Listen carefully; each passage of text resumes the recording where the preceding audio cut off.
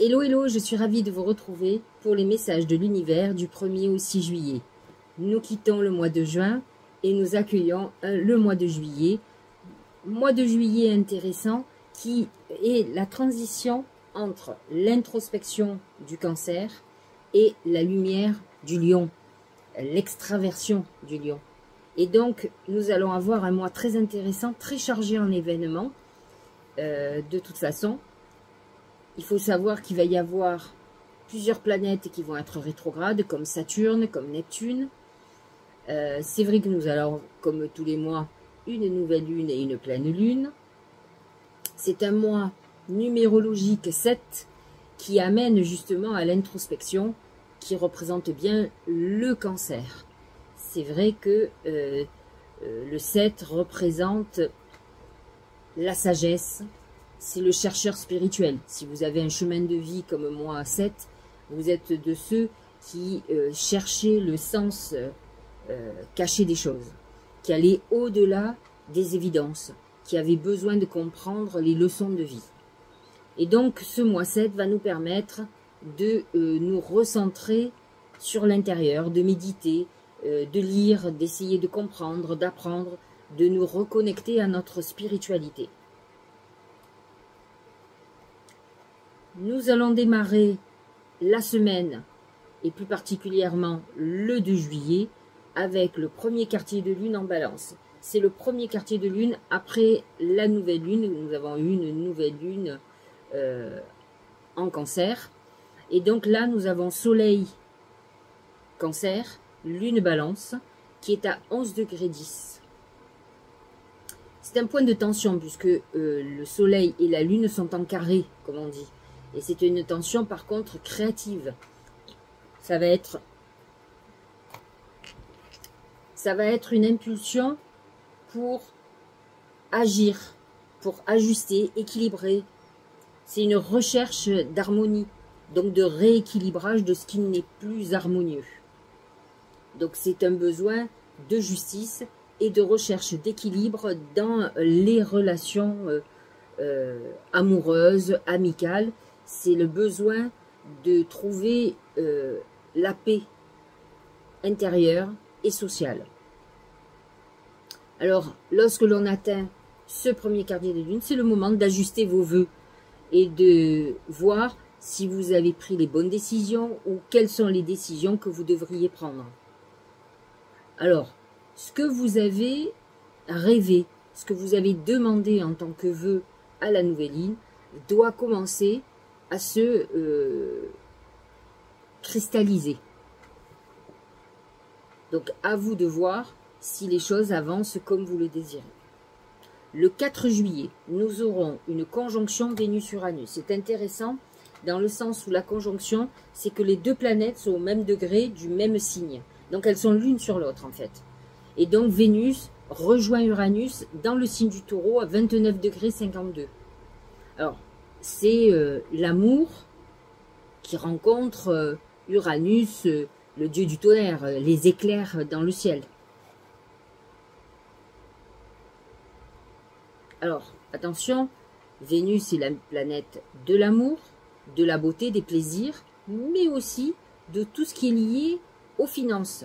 Uranus, lui, est le rebelle du zodiaque. C'est celui qui nous apporte des surprises, des événements imprévus. C'est celui qui amène le réveil des consciences et des ruptures brutales.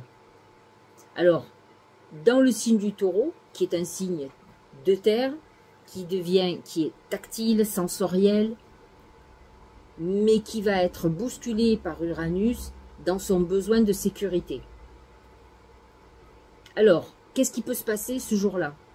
Rencontre amoureuse par coup de cœur, par coup de foudre. Changement de désir, d'envie dans vos relations. Peut-être vous auriez plus envie de fréquenter les mêmes personnes, par exemple. Un besoin de liberté dans les liens. C'est-à-dire que vous allez refuser d'être attaché à quelque chose ou à quelqu'un, ou vous allez refuser les personnes psychorigides ou qui abusent de leur pouvoir sur vous. C'est des moments d'expérience sensorielle, sensuelle et créative, artistique. C'est un moment où une très belle connexion. Et attention, ça peut être une rupture soudaine, comme un renouveau d'une relation qu'on pensait être terminée. 5 juillet, Neptune est rétrograde, il est à 2 degrés 10 du Bélier. Alors Neptune, c'est la planète des rêves, des illusions, de la spiritualité et de la dissolution. Et là, il est dans le signe de feu du Bélier, qui est l'élan vital, qui a besoin de se mettre en avant. Lorsque la planète revient rétrograde, c'est des moments où on réfléchit, où on se retire vers l'intérieur. C'est un moment où on va peut-être avoir une prise de conscience sur des illusions qui étaient là dès le départ, et de voir si nos élans du cœur sont toujours alignés avec nos valeurs. C'est des moments où on peut avoir des confusions sur nous, sur nous-mêmes, qui sommes-nous, où devons-nous aller. C'est un moment où vous aurez besoin de ralentir, vous ne pourrez plus agir avec impulsivité comme un bélier. 6 juillet, Vénus est sextile Saturne. Vénus est en Gémeaux, c'est une Vénus plutôt curieuse, bavarde, joueuse, qui a envie de légèreté. Et Saturne qui est dans le signe du Bélier, qui est la structure, et donc qui discipline ce que vous êtes. C'est un cadre dans l'élan, dans l'impulsion. Donc ça veut dire que c'est beaucoup plus réfléchi. Lorsque nous avons la réunion de ces deux-là, nous avons l'opportunité d'équilibrer un engagement, les plaisirs. Vous allez aimer de façon différente, avec plus de maturité et perdre en légèreté. Donc, effectivement, le Gémeaux est immature. Et là, Saturne l'amène à devenir plus adulte. C'est un moment où vous allez structurer vos désirs. C'est un moment où vous allez mettre de l'ordre dans vos amours, dans votre cœur et dans vos finances. Et de toute façon, c'est un moment où vous faites une rencontre, je l'ai souvent dit, Vénus-Saturne, que ça soit une conjonction, que ça soit un sextile ou un trigone, amène de la solidité dans les relations amoureuses. On est dans une relation, alors où il peut y avoir, comment dirais-je, une différence d'âge, mais c'est surtout une maturité dans la relation. Et bien entendu, lorsque nous avons un sextile Vénus-Saturne, nous avons un Vénus sextile Neptune, puisque Neptune est à 2 degrés et Saturne à 1 degré. Donc Vénus toujours en Gémeaux, vous le savez, elle est charmeuse, elle a envie de papillonner, elle a envie de discuter, d'échanger, de flirter, de parler d'amour. Et Neptune en Bélier, c'est l'intuition, c'est la sensibilité avec un idéal qui veut agir. On n'est pas dans le rêve, on veut incarner ce rêve. Ce qui est très très bon lorsqu'on fait des vœux, c'est que effectivement Neptune en Bélier qui est là pour un très longtemps, pour très longtemps, en tout cas, va nous permettre de faire de la création, c'est-à-dire de rêver notre vie et de pouvoir la matérialiser. Le Bélier agit, il n'est pas comme le Poisson qui reste dans le rêve. Alors il est imaginatif, Neptune en Poisson, mais il est beaucoup dans l'illusion. Alors que Neptune en Bélier a une côté beaucoup plus réaliste et surtout il ne veut pas rester dans le rêve, il veut que ça devienne réalité. Donc c'est des bons moments avec ce Neptune, Vénus-Neptune, inspiration artistique, poétique, on est beaucoup plus spirituel, on a des moments de connexion très importantes, puissantes, et on a des projets artistiques. Voilà pour la semaine, voilà ce que nous dit le ciel, et voyons ce que les oracles ont à nous dire. Premier oracle qui détermine la semaine, c'est les yeux. Les yeux, c'est le mauvais œil, c'est aussi, alors le mauvais œil, c'est les jalousies, les personnes qui sont autour de nous, qui sont malveillantes. Alors comme vous l'avez vu, à part le premier quartier de lune, nous n'avons pas de tension particulière, mais peut-être que ce premier quartier de lune va nous montrer où le bas blesse, puisque justement, nous allons identifier les déséquilibres. Et le mauvais œil peut nous faire découvrir des personnes autour de nous qui font frein à notre avancée. C'est très important de savoir où sont nos ennemis, non pas pour se venger, mais pour pouvoir nous en protéger. Et faire autrement, trouver un autre chemin. C'est ça qui est important. Les yeux représentent aussi la divination. C'est vrai qu'avec les aspects sur Neptune, là, ce que je vous disais, le sextile Vénus-Neptune, on a une vision beaucoup plus juste des choses. Malgré qu'il soit rétrograde, on a quand même un moment où on a une lucidité. De toute façon, en nous faisant revenir en arrière, on va voir ce qu'on ne voyait pas. Regardez, bon, on est toujours dans l'illusion et dans le... C'est le film. C'est le moment de sortir des rêves, de votre cinéma personnel pour entrer dans la réalité de la vie. C'est la rétrogradation de Neptune en Bélier, mais c'est aussi ce Neptune en Bélier qui va nous faire sortir du rêve, qui va nous montrer les choses et ce qui va nous permettre de concrétiser nos vœux, nos rêves, nos projets. Si vos projets bloquent, c'est qu'il y a quelque chose qui ne va pas. C'est qu'il y a quelque chose qui est caché, que vous ne voyez pas ou vous ne voulez pas voir, qui bloque tout ça. Alors j'aurais dû mettre le Tao d'abord, mais c'est pas grave, regardez, c'est la vérité intérieure. Vous voyez, je vous expliquais que le mois de juillet était un moment introspectif et on est confirmé par les oracles qui nous disent sagesse du cœur, vision, clarté, pureté, connaissance intuitive, conscience, reconnaissance de l'illusion. On est encore dans ce côté Neptune rétrograde, dans ce mois, alors on parle de semaine, mais on est dans un mois 7 qui appelle à la vérité intérieure, qui nous appelle à nous mettre en introspection. Et là, vous avez 3 cartes qui nous parlent de ça. Et donc, vous allez le ressentir dès le début du mois de juillet. Les lumineuses facultés. Accueillir la puissance de vos facultés inconscientes vous ouvre à une réalité extraordinaire. En fait, vous allez avoir beaucoup plus de ressenti. Vous allez être beaucoup plus connecté.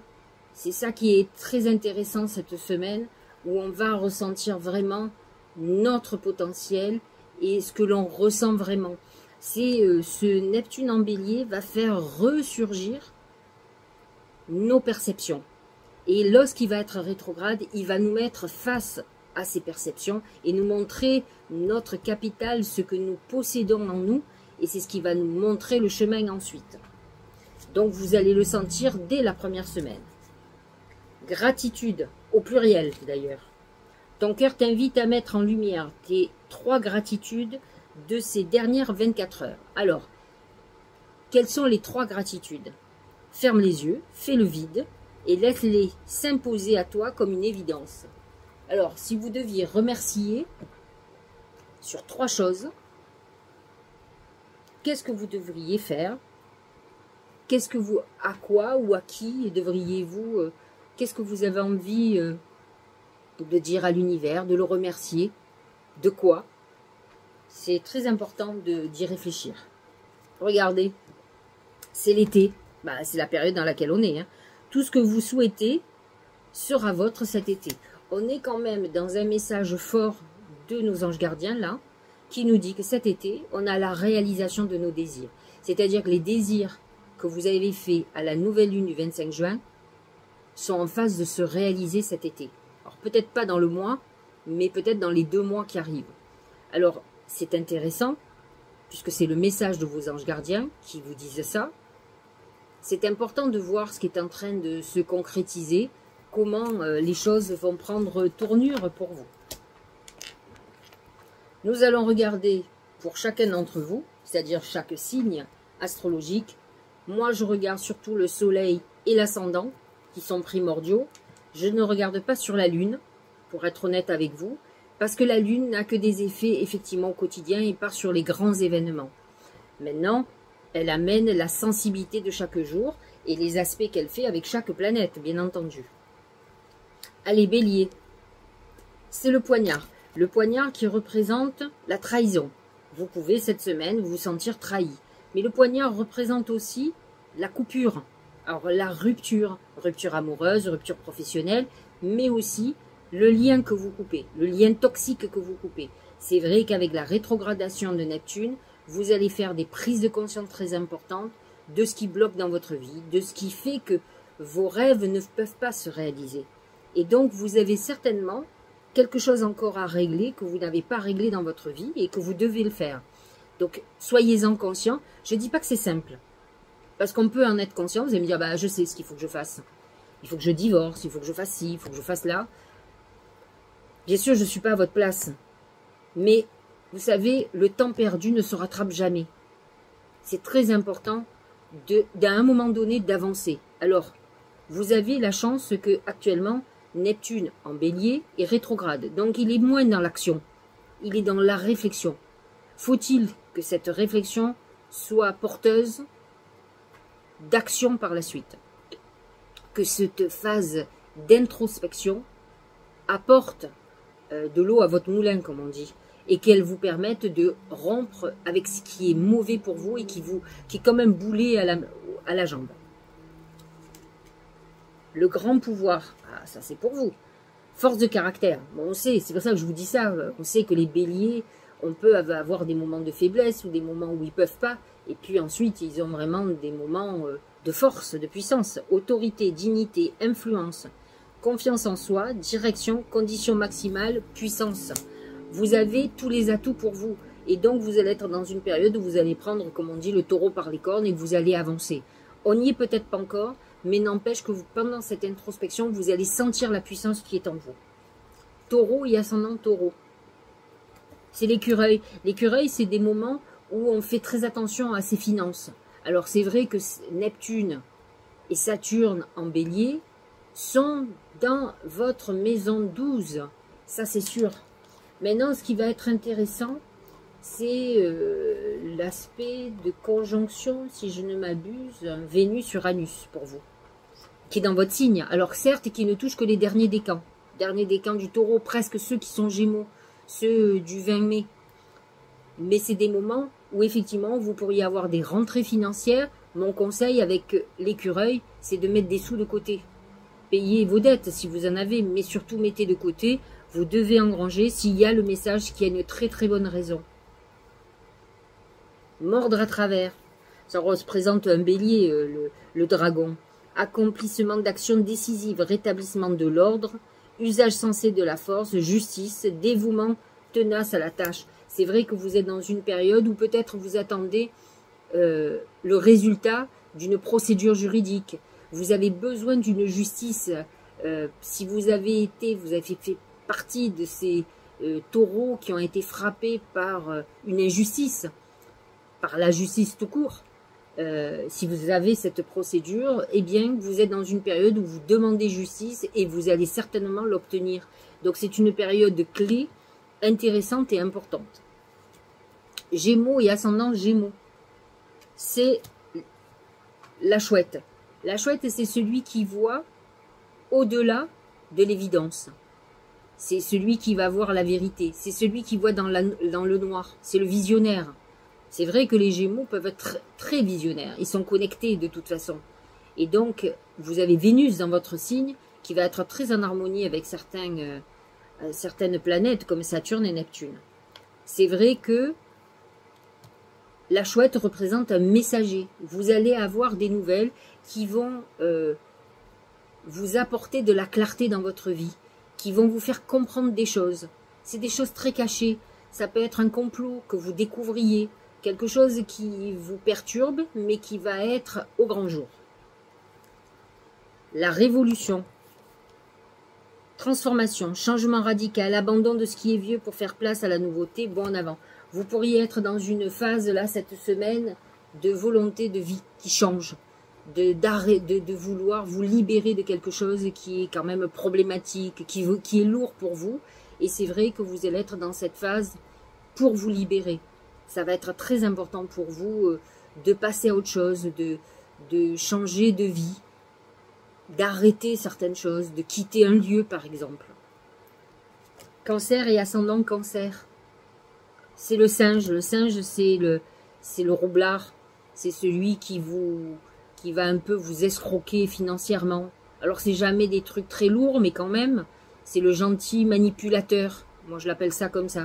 Il faut faire attention avec l'argent.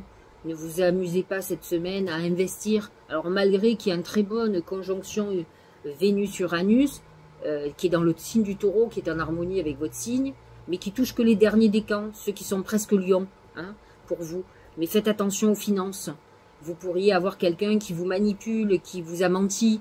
On vous propose une promotion ou une prime et rien ne vient. Vous êtes fait manipuler et vous allez être dans la phase de révélation de cette manipulation ou de cette tromperie. Ça peut être sur un héritage aussi. Donc voyez au niveau finance où vous êtes en train de vous faire avoir. La paix. Harmonie, équilibre, perfection, stabilité, sentiment de bien-être, conditions favorables, expansion. De toute façon, on sait bien que le cancer recherche cette paix. Il est dans l'introspection, on est dans son moi, le soleil est en cancer, Jupiter est en cancer, et il se trouve qu'on a une lune qui effectivement est en train de voir où le déséquilibre se passe dans sa vie. Le soleil est en cancer, la lune est en balance. Vous devez effectivement, pour trouver la paix, voir où est le déséquilibre. Et là, vous trouverez la paix intérieure. De toute façon, à partir du moment où vous avez la paix intérieure, vous n'accepterez plus le chaos. Vous n'accepterez plus qu'on vienne perturber votre sérénité. Ça, c'est sûr. Et donc, c'est primordial. Vous êtes dans cette phase, en tout cas dans cette quête. Lion et ascendant Lion. C'est le bébé, c'est le renouveau, c'est une période de créativité. C'est vrai qu'avec les planètes en bélier, vous êtes plutôt en harmonie. Le Gémeaux aussi est en harmonie avec votre signe. Vénus conjointe, Vénus en harmonie avec Saturne et Neptune vous apporte un renouveau. Vous êtes certainement dans une réflexion pour un nouveau projet, quelque chose de nouveau qui démarre dans votre vie et vous en avez besoin, vous en avez même envie. L'influence. Séduction, attraction mutuelle, affection sincère, magnétisme naturel, stimulation, connexion. Vous êtes dans une période très affective. Malgré que les planètes en cancer sont dans votre maison 12, il peut y avoir une relation secrète. Hein. C'est peut-être ça, l'attirance que vous pourriez avoir pour quelqu'un et qui se fasse ni vu ni connu, je t'embrouille. Faites attention quand même avec le bébé annoncé de ne pas tomber enceinte si vous êtes une femme. Ou vous, si vous êtes un homme, de ne pas mettre une femme enceinte, surtout si c'est une relation illégitime. Donc vous êtes dans une phase où de toute façon, on sent que vous avez besoin que les choses bougent, que vous ayez de l'excitation dans votre vie. Et c'est vrai que le bébé vous pousse à vouloir de la nouveauté et du bien-être. Vierge et ascendant Vierge. C'est le pont. Vous êtes dans une période de transition. C'est-à-dire que vous avez encore un pied dans le passé, un pied dans l'avenir. Vous pouvez être entre deux lieux aussi. Vous pouvez vivre entre deux endroits. Et donc un peu comme on dit, le cul entre deux chaises. Vous pouvez être aussi dans une situation où effectivement vous êtes en train de vouloir divorcer ou de vous séparer et vous avez déjà rencontré quelqu'un. On est dans une situation de deux activités. D'une activité qu'on voudrait arrêter, d'une activité nouvelle ou en train de rechercher des solutions peut-être pour votre vie professionnelle. Vous pouvez aussi venir de donner votre démission parce que vous avez trouvé un nouveau job. Et donc, vous êtes en train de faire vos périodes de, pas d'essai, mais vous savez, qu'on offre à son employeur. Donc, vous êtes dans une période entre deux où le passé n'est pas réglé. Donc, à vous de réfléchir. L'enthousiasme, ah ça j'adore. Source d'inspiration pour les autres, expression, confiance en soi, intégralité, succès, réponse positive. Vous êtes plutôt dans une bonne phase. Même si vous êtes dans une phase intermédiaire, vous êtes dans une période où vous avez un bon mental.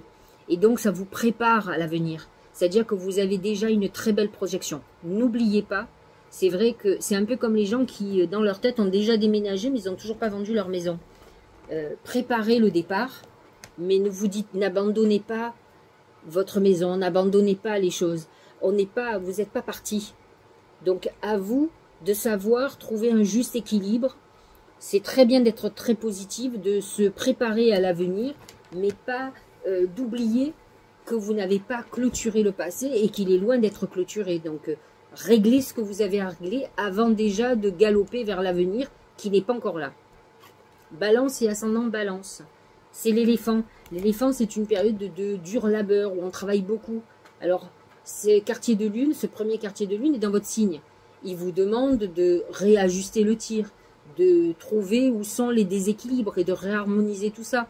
Peut-être êtes-vous surbooké professionnellement, avez-vous trop de boulot, trop d'obligations aussi, vous vous sentez noyé. Donc à vous de lâcher prise, autrement vous allez faire un burn-out ou une dépression. Donc il vaut mieux lâcher prise. Regardez, c'est l'éclatement, c'est exactement ce que je vous explique. Impermanence, effondrement, détérioration, séparation, abandon, capitulation, élimination de ce qui est vieux et mort. C'est un moment où on va avoir envie d'avancer. N'oubliez pas que les planètes en bélier sont opposées à votre signe, et plus particulièrement les vierges de septembre, celles du tout début, celles qui sont les balances du 24, 23, 24, 25, 26 septembre. Vous êtes dans une période où il y a des choses qui vont éclater parce que c'est fini. Peut-être est-ce votre faute, vous n'avez pas pris les décisions au moment où il fallait les prendre, et donc maintenant vous êtes au pied du mur. Donc c'est une période qui peut être un peu difficile, où vous allez tout azimut, parce que vous avez le bateau qui coule, ou le bateau qui prend l'eau, et donc vous devez colmater à droite à gauche. Donc c'est vrai que vous êtes dans une période un peu délicate, d'éclatement, de rupture personnelle ou sentimentale, professionnelle, peu importe, mais en tout cas, c'est une période qui n'est pas simple. Scorpion et ascendant Scorpion, c'est la pensée, c'est une période de réflexion et d'introspection. Ça vous représente bien. Le Scorpion a cette carapace qui fait qu'il est quand même souvent introspectif. Et donc, vous êtes dans cette phase-là de repli sur soi. La modestie. Alors ça, j'avoue, alors il y en a qui vont me hurler dessus, mais beaucoup de Scorpions se sentent supérieurs aux autres. Alors peut-être plus encore chez les hommes, et encore que je ne suis pas sûre. Après, je connais beaucoup de Scorpions qui sont très modestes, qui n'ont rien à voir avec ça, mais dans les excès du Scorpion, sont des gens qui pensent qu'ils sont au-dessus de la moyenne. Ce qui est pas tout à fait faux, parce qu'ils ont quand même une intelligence très acerbe, très primitive, j'ai envie de dire, c'est-à-dire très instinctive, très intuitive, où de toute façon, ils voient toujours le mal partout, donc ils se préparent à tout, et au pire. C'est qui n'est pas une mauvaise chose dans l'absolu, c'est mieux ça que d'être naïf, et dans les Scorpions, j'en connais, ce qui est rare, mais j'en connais. Modération, humilité, simplicité, absence de prétention, respect de soi, sincérité, respectabilité. Si vous n'êtes pas du tout un Scorpion dans l'humilité, eh bien, bien sûr que effectivement, vous pourriez avoir des événements qui vous obligent à un peu raviser votre confiance en vous. Sagittaire et ascendant Sagittaire. Une belle main de Fatma qui vous protège. Il n'y a rien à dire. Vous êtes protégé des dieux. Et on vous dit que quelle que soit la situation dans laquelle vous êtes, vous allez retrouver l'équilibre. Vous allez trouver des solutions et vous serez vainqueur, quoi qu'il arrive. L'obscurcissement de la lumière. Ah, donc de toute façon, quand il y a la main de Fatma, c'est que de toute façon, on est dans une période qui peut être problématique. Adoption d'un profil bas, difficulté, regard tourné en premier lieu vers l'intérieur. Bon, on y est. Hein, on est plutôt dans une période d'introspection. Or, le Sagittaire est plutôt extraverti. Donc, quand il est en introspection, c'est que ça va mal ou qu'effectivement, il a besoin de se poser pour réfléchir. Prudence et modération, atténuation du caractère brillant. Ça peut être une période d'épreuve pour vous où effectivement, vous ne soyez pas... comment dirais-je, dans la lumière justement, vous êtes en repli sur vous-même, peut-être n'avez-vous pas réussi à faire ce que vous vouliez, pour le moment en tout cas, et vous devez réfléchir à une stratégie, mais en tout cas vous êtes dans une période, ce serait bien, hein, quel que soit, parce que tous les Sagittaires ne sont pas identiques, mais c'est un bon moment pour se remettre en question, et pas laisser votre orgueil de côté. Hein, votre fierté qui peut être contre-productive et qui ne vous aidera pas à évoluer, à vous élever. Capricorne. Ah ben, c'est l'ours. C'est un peu vous, ça. C'est des périodes un peu, alors d'introspection aussi, de confinement.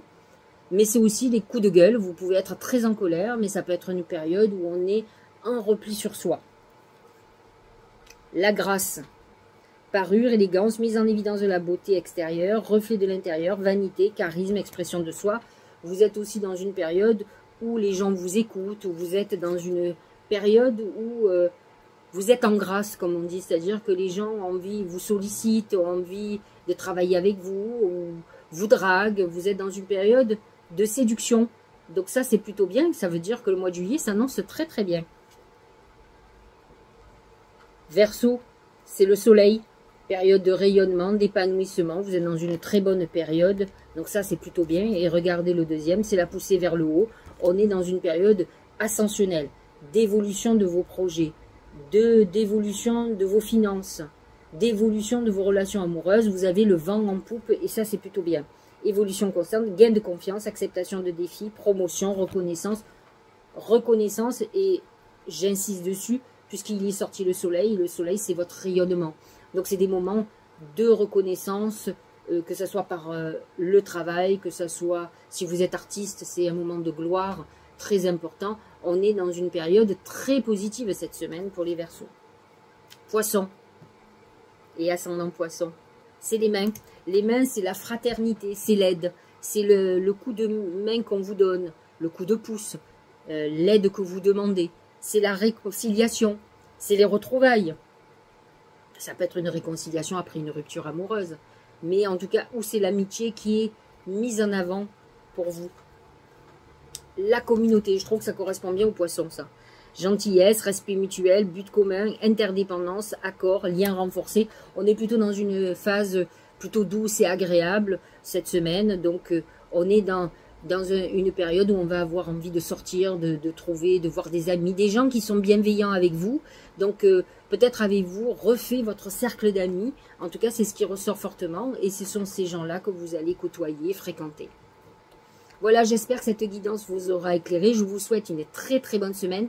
Désolée du retard, je mets en ligne juste ce matin. Mais je vous avoue qu'il fait très chaud et que c'est très compliqué en ce moment. Donc voilà. J'espère que vous ne m'en veuillez pas. Prenez soin de vous et surtout, on a encore une semaine dure en chaleur. Hydratez-vous. Je vous embrasse.